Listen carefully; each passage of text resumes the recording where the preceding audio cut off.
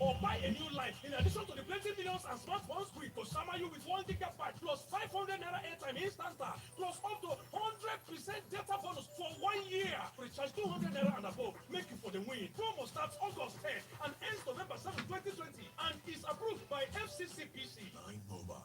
98.1. The best of everything in the morning, and more. Hey, a little less conversation, a little more action. Weekday mornings, 6 till 10. Loud music. Smooth. 98.1. The Smooth Breakfast presents the headlines, the stories, the news. Headlines. Read all about it. In-depth analysis of national current affairs. Freshly pressed on Smooth 98.1. Headlines.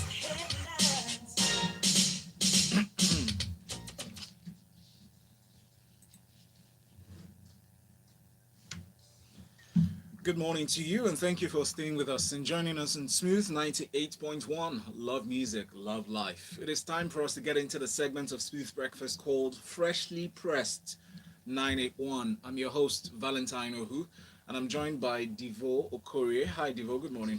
Good morning, Lagos. Thank morning, you Val. for joining us. That We're live cool on YouTube. Drama on top of progress. The echo of the day. Go check it out on YouTube. Watch us live on YouTube, youtube.com/smooth981FM Lagos. React to the stories and share your comments on WhatsApp 0809-444-0981. That's the WhatsApp number where we receive your messages. 0809-444-0981. On Twitter, we're at smooth981FM. The hashtag is freshly pressed 981. Our first story from the Punch newspaper reads, oil marketers now free to fix prices. We know that from the 19th of March 2020, the government, through the Petroleum Products Pricing Regulatory Commission, or agency rather, commenced what it called a petrol pricing regime, and also gave a pricing band, the upper and lower limits of the prices, saying that all marketers now are free to fix the prices. But there's a caveat. The NNPC, the PPPRA, which is a branch of the NNPC, still imports fuel, right? Because according to the report I see, is the reason based on the exchange rate, access to forex, and some other reasons given. But Ivo, please, could you share your thoughts on this story with us? Okay, I think it's the biggest story right now in the nation.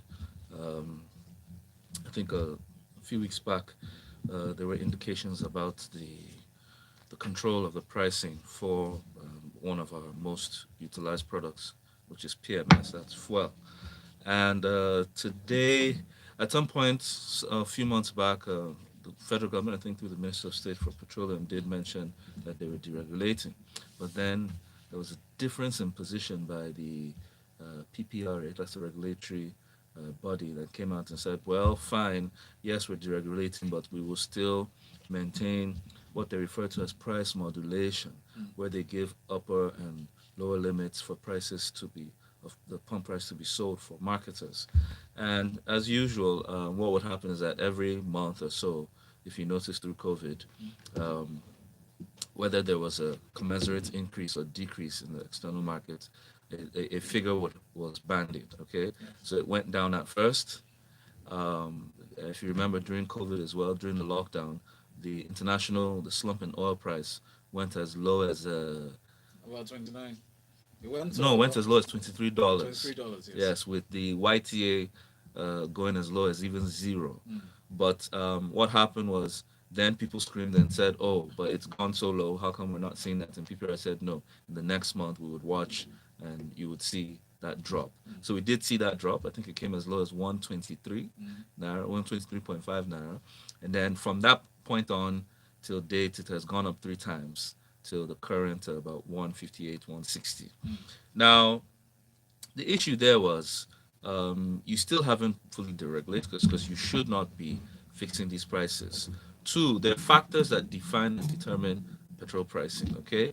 And the biggest issue here, before we talk about the sourcing, is about even if you've brought it into the country at a certain rate, let's say X naira, um, the person who sells in Lagos, if you're bringing it through Lagos, person who sells in Lagos cannot have the same price as the person selling in the south or somewhere in the Or north, southeast even. because they have to transport it all the way to Maiduguri, transport true. all the way to Sokoto, Abuja. So this was where some of the issues lied, and part of what had hindered petroleum marketers. Now, the PPR has come out today through its executive secretary, that's Abdul Kadir Saju, and said going forward, market forces of demand and supply will determine, and no more they're handing off the price modulation, and that their role would remain with regulation, quality control, and to prevent undue profiteering, hoarding, artificial scarcity. That's a regulatory role, right? Now, what does that mean? Especially where it regards quality control, because they have to ensure that what comes into the country, because currently our refineries are next to nothing in terms of production, that what comes into the country is proper and it's not the type of bad fuel. Yes. Because now pricing will be a function of where you source. So even though PPRA, PPMC will still be imported into the country, marketers are free to source from wherever they feel they can get. So we're not expecting them to start filling up the nation with bad fuel. Okay. So we expect PPRA to play that role.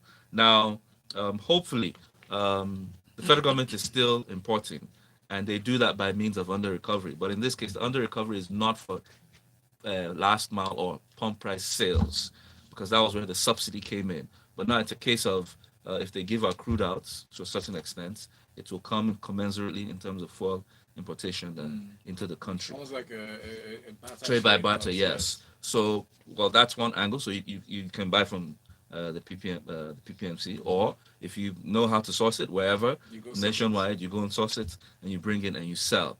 Now, the end result of this is just like in Benin, Cotonou, Chad, almost of all the West African states or African countries, the licenses are made free. And when I say free, meaning all and sundry at one level of the distribution chain can sell fuel.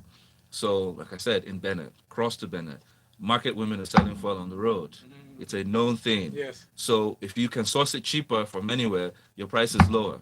So, we hope to see this balance, even though, two, this is also a function of exchange. So, now I think people will pay attention more to the international pricing. If it's high, that means you're going to have high importation rate. If it's low, the price will come down. And Nigeria can beat this if the government balances this deregulation with an equal full liberalization. That's the passage of the PIB to allow refinery investment coming into the country, which should even help our market ensure that we have lower prices for a big oil producer. Let's also note an important aspect of this story. Noting what the Minister of State for Petroleum Resources mentioned last week, Chief Timipre Silva.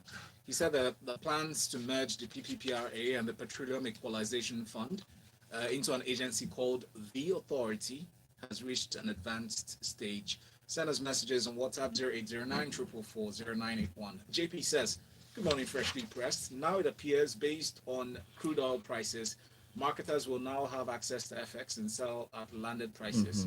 The issue now is PEF needs to go. Land at your comparative advantage. It is time. Yes, I was about saying that. Well, they haven't spoken to whether FX will be made available for them. Remember, too, I think where this also people should notice, you can see the federal government handing off bit by bit from certain sectors that had some level of subsidy, petroleum provision, electricity, and hopefully they will allow the exchange rates to float at market rates. Okay. So, the social media sphere went agog yesterday on reacting to the Kaduna State Governor's statement on the television program. Nasir El-Rufai said that his government spends at least 400,000 naira to treat one corona patient, and people just started shouting like, "No! Why would you say that?" Well, he said, and I quote, "They have to be isolated and fed. The cost of medicine has increased, even the personal protective equipment that the doctors treating them have to wear. When you add all this up, the average cost of treatment is over 400,000 naira per person. We'll have to bear the cost." Let's also note that the 400,000 naira is in the space of 2 weeks, 14 days, not 1 day. So if you break that down, a little math will show that it costs 29,000 naira per patient, according to him. And let's also factor in some other elements of this cost.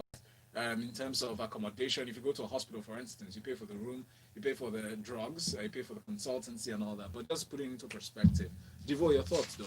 Are the reactions unfounded? Well, most times when you don't have information up front, that's where confusion or what do you call it, speculation comes in. And the Kaduna State Governor was given a breakdown of the cost profile of how they've, the progress they've made on COVID, and also the expense that has been accrued.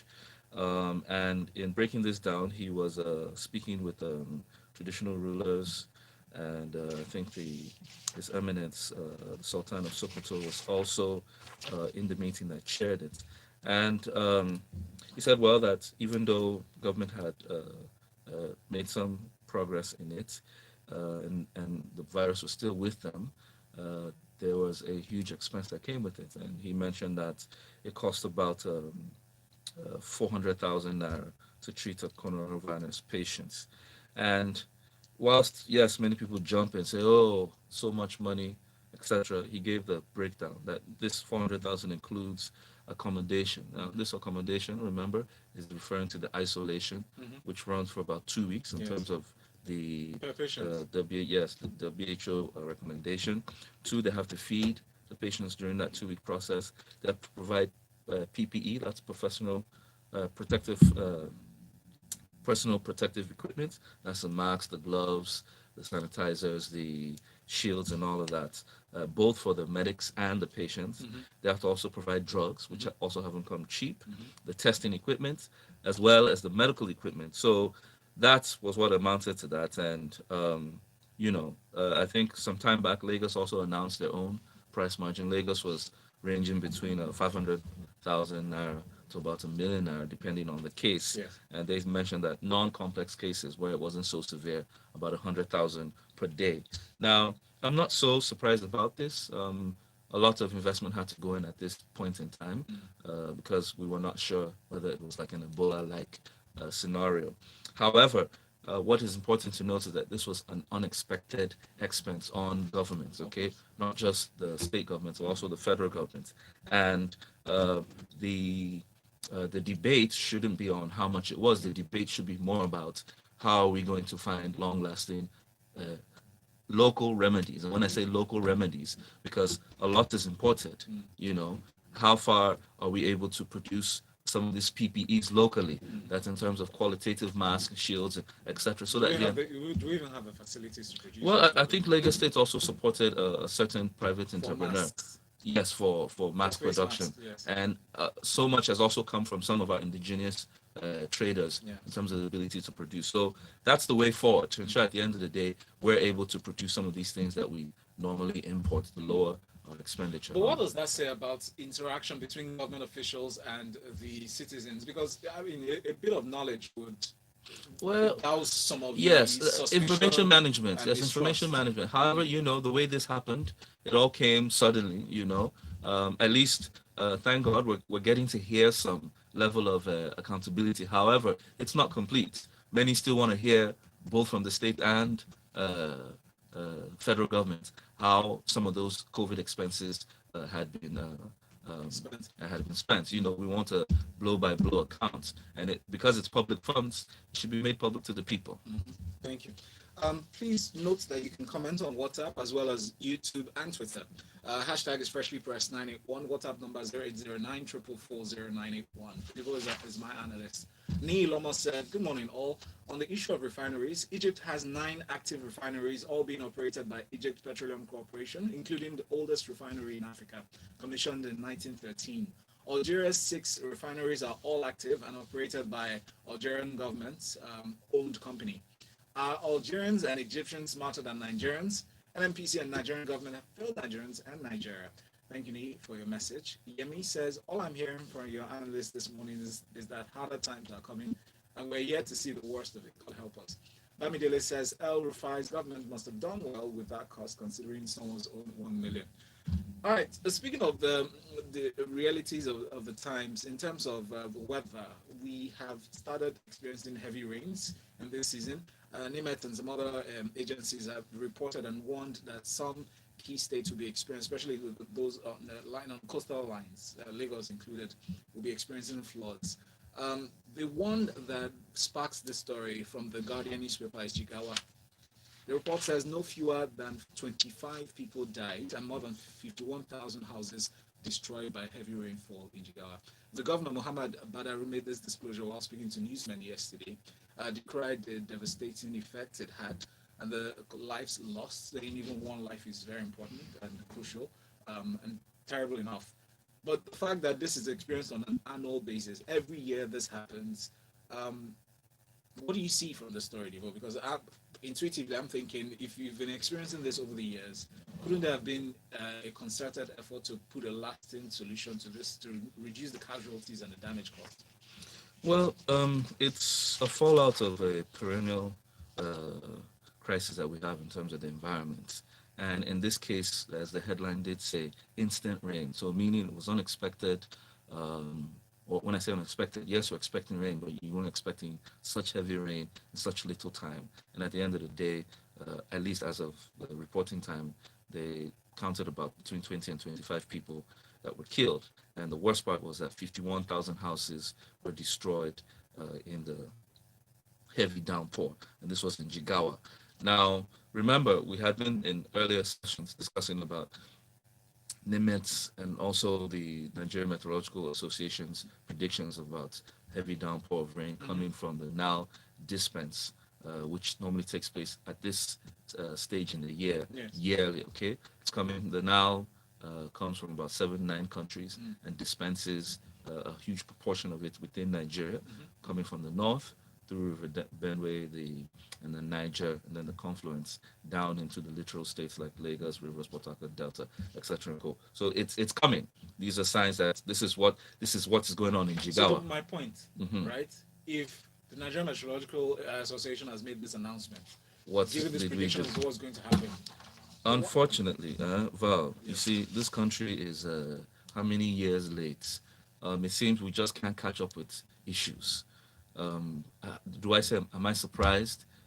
Even Lagos has started doing 1 or 2 things, but is it sufficient? Is it adequate? Is a step in the right direction? Yes, we will get to that point, and you will see the devastation that will take place. The East that has suffered erosion for so long, how ready are they for the heavy rains that are coming this September and up to November? So these are the hard issues that governments have to face in protecting their citizens when they ask them to leave those areas because the rain is coming.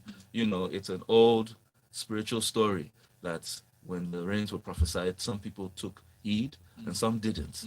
When you don't take heed, you will suffer the consequences. It's about building the roof. So we commiserate with those who have lost lives and property, but the truth is, because it's happened so many times, we have to also hold ourselves personally responsible where we cannot. And I know, especially where there's not much means, when you're asking people to move, left to them, they're like, well, let's see. Where are we going? Yes, where are we going to? Yes. But it's a major challenge that will live with us until we find some way somehow to deal with it. Also reminds us of the importance of securing our drainage system and making sure that, because the other day I think it was on Azikiwe Road, Awolowo Road that I was driving on, and I noticed that people were clearing the gutters. You know, I could see some young men packing out debris. Maybe somebody paid them, but it's a good thing to see that we're preparing for the expected. This one is not non-expected. It's expected. Bamidele says, El Rufai's government must have done well with that, cause thank you for that. JP says, not smarter. They just have a maintenance culture, which we don't. Reacting to the other message, comparing us with other countries. Kenny Hatsuge says, good morning. Another thing that is shameful is that when we discuss oil refinery in Nigeria, we talk as if fuel is the only product we can derive from crude. Message here from Hamilton from VGC. He says, if the government rescinds or resigns all forms of subsidy, provides no global standards on amenities, and lets everything run freewheel without competitive strategy, what then is the government doing? What political economic theory does the believe? I'm curious. What was he saying? He's talking about the strategies regarding subsidy and petroleum products, but you don't need to react to that now. Femi Onakaran says, It says on the fuel matter, an understanding of the economics will help. Forex is a big issue, so don't expect lower oil prices will automatically translate to lower pump prices. Local refinery or refining may not necessarily bring down prices. These are business ventures and not charity. They will supply where they stand to make the most profit. Otherwise, you're asking for subsidy again. A price band is important for transition in an unstructured market, hence PPPRA still has relevance. Think of it as a consumer protection play. The biggest issue is the single supply point. NMPC, of course, this is also mixed with the challenges of FX access and fears of arbitrage. There will neither or never be a good time to remove subsidy. Removal will come with pains, and that's the simple truth. Thank you, Femi, for breaking this down for us bit by bit. Voke from Ajas says, Devo, the worst part is the number of houses that was damaged. Yes, I did say Damaged? I thought the worst part would have been the deaths, but he said that too. both. Well, Christian Association of Nigeria is reacting to the president's statement. President Muhammadu Buhari said, according to this Punch report, while he was holding a 2-day ministerial performance review retreat at the presidential villa, at the point in his speech, he digressed and narrated his encounter with President Donald Trump of the U.S. On the bloody clashes experienced in the North. He said the President Trump asked him behind closed doors, and he made a statement. I'm going to quote his exact words. He says, he said, God will be my witness. God is my witness. He looked at me in the face. When I was in his office, only myself and himself, he asked, why are you killing Christians? I wonder if you were the person, how will you react? He says. I hope what I was feeling inside did not betray my emotions. So I told him that the problem between the cattle rearers and the stagnant farmers, I know is older than me, and not to talk of him. I think I'm a couple of years older than him, he says. And then continues. He says, with climate change and population growth and the culture of cattle rearers, if you have 50 cows and they eat grass, any roots to a water point, then they will follow it. It doesn't matter whose farm it is.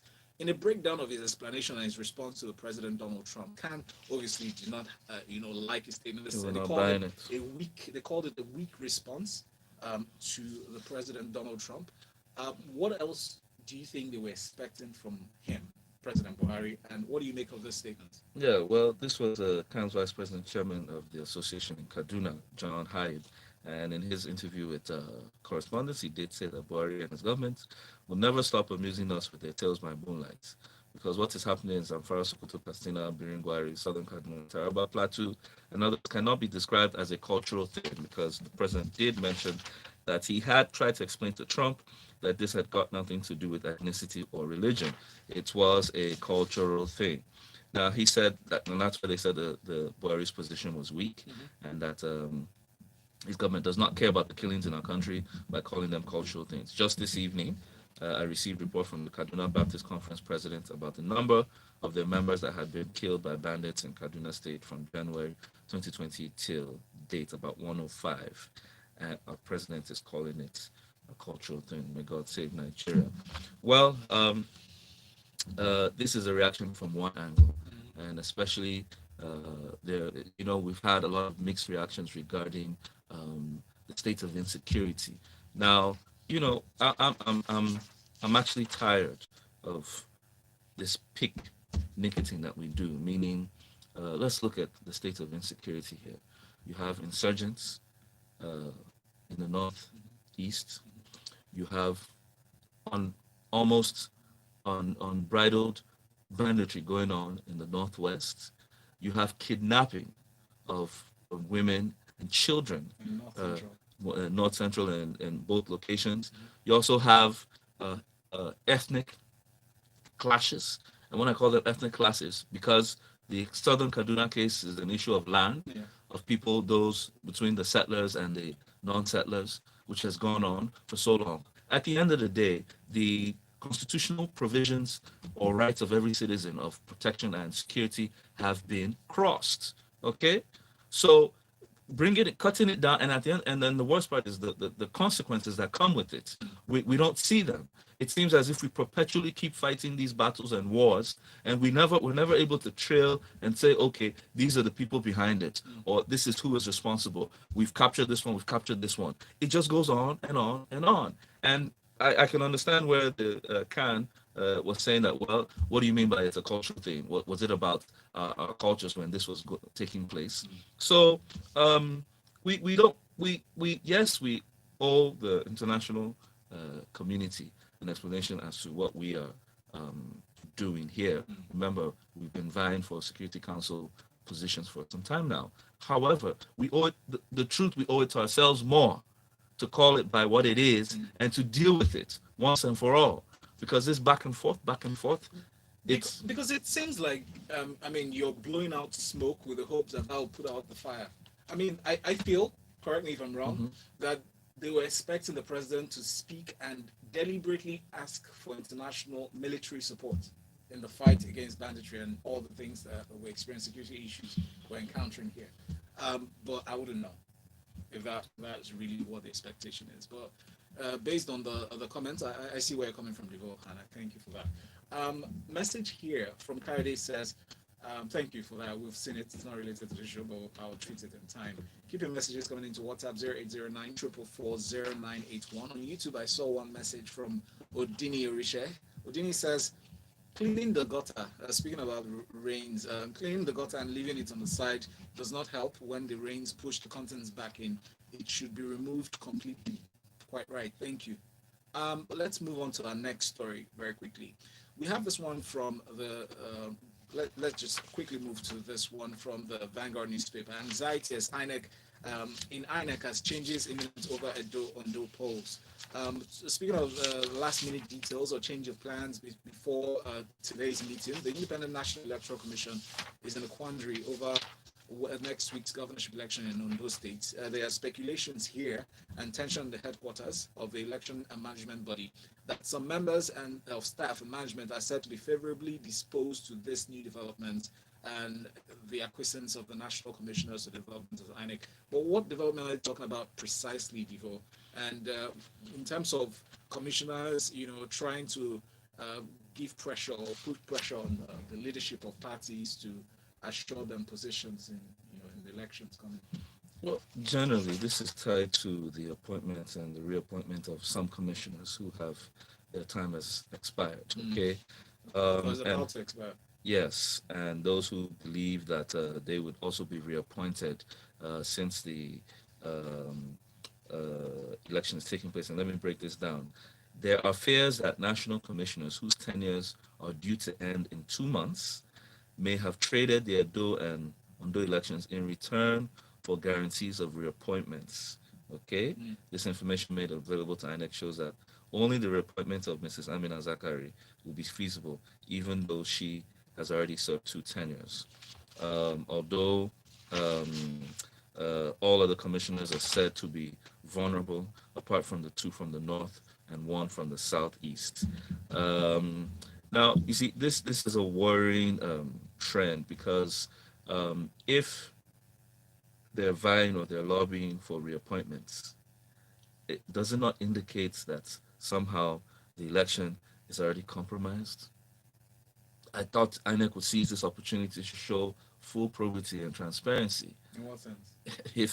If someone's time is up, put another person there. If you're doing your job, remember you're an umpire. Why we say in this country, why the fight by politicians for roles? Why is it a fight to death? What is in there that is so important that you have to kill yourself or you have to get so aggressive with each other? I have a question, right? Yes, please. I'll make a reference or analogy with football. You have referees that, like you rightly said, umpires, right? That they make sure they administer the regulations of the game, right? So you have limits of their role in the game. They don't necessarily affect what player comes in or goes out. Well, that's that's believe. That's ideal. That's ideal. But when you relate it to the functions of INEC, I mean, do their roles cross into party politics? INEC, Professor Mahmoud Yakubu needs to be very careful in this time. These are instances that determine and define his not just his productivity, but his stance on free and fair elections. Okay, remember the last elections had many questions around them, so these are easy answers here. I don't expect this issue to arise. Yes, governors, party politics does come to play. However, You are the umpire. This is where you show that I am not on anybody's payroll or on anybody's side. I am free. The same way sometimes the president will turn his head around when elections come and they send in security and say, well, let everybody go to vote. Whatever the outcome is, we have to live with it. That's the position I expect INEC to take in this position, unbiased. We don't want to be hearing that there's a huge lobby over the reappointment. If it's such a huge lobby, change them all. And let it be on the party side. Let no mention of INEC. It's the same way that around election time, sometimes police officials or commissioners that have done well in certain locations are removed and relocated. For what? Thank you, Devo, for your passionate analysis on that last story. Messages go to WhatsApp for every segment beyond Freshly Pressed on 0809 0981. Femi, thank you for your last message. You said on the Cardinal Governor's account on COVID-19 spending or patients per patient, it's a sad irony that the life saved with 400,000 naira is lower than some states may not be able to afford. In some states, they may not be able to afford a regular 400 naira meal at least twice a day. Quite a national shame. We've come to the end of the show. Devo Kore is at Devo Kore on Twitter. Join us for Lagos Talks 981 as we have a special presentation today. My guest is Mr. Demola Odetunde. We'll be speaking on how to improve accountability in Nigeria's content ecosystem. Stay with us here on Smooth 98.1. My name is Valentine Uhu. The headlines, the stories, Thank you. the Thanks a lot, bro.